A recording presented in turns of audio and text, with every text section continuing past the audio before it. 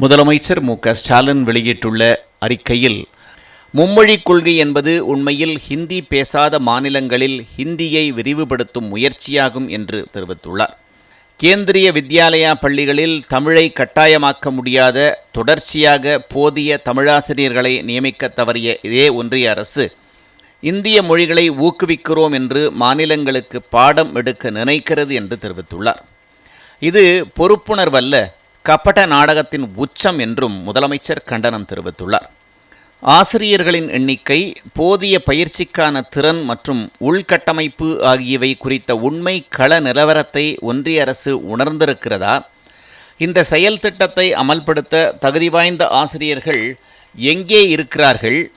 கல்வித்துறையில் மிகப்பெரிய சுமையை ஏற்படுத்தும் இந்த நகர்வுக்கான நிதி ஆதாரம் எங்குள்ளது?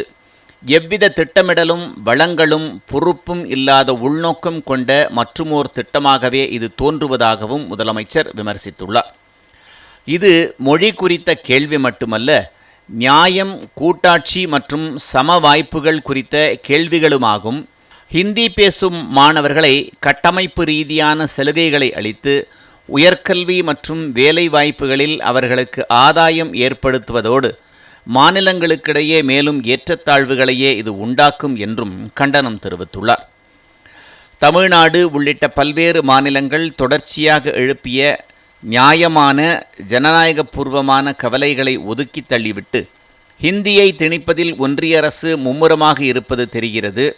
இந்த செயல் கூட்டுறவு கூட்டாட்சியலுக்கு எதிரானது, கோடிக்கணக்கான இந்தியர்களின் மொழி அடையாளங்களை நேரடியாக அவமதிக்கும் செயல் என்றும் முதலமைச்சர் மு.க.ஸ்டாலின் குறிப்பிட்டுள்ளார். இந்தியாவின் வலிமை என்பது பன்முகத்தன்மையில்தான் இருக்கிறதே தவிர திணிக்கப்படும் ஒற்றைத்தன்மையில் இல்லை.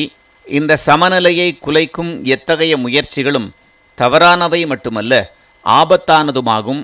நம் நாட்டின் அடிப்படையான பன்முகத்துவத்தையே தாக்கும் இத்தகைய கொள்கைகள் கடுமையாக எதிர்க்கப்பட வேண்டியதாகும். பழனிசாமி தலைமையிலான அதிமுகவும் அதன் என்டிஏ கூட்டணி கட்சிகளும் இந்த திணிப்பை ஏற்றுக்கொள்கின்றனரா, அல்லது நமது மாணவர்களின் எதிர்காலம், அடையாளம் மற்றும் உரிமைகளுக்காக ஒரே ஒரு முறையாவது முதுகெலும்போடு எதிர்ப்பார்களா என்றும் முதலமைச்சர் மு.க.ஸ்டாலின் வெளியிட்டுள்ள அறிக்கையில் கேள்வி எழுப்பியுள்ளார்.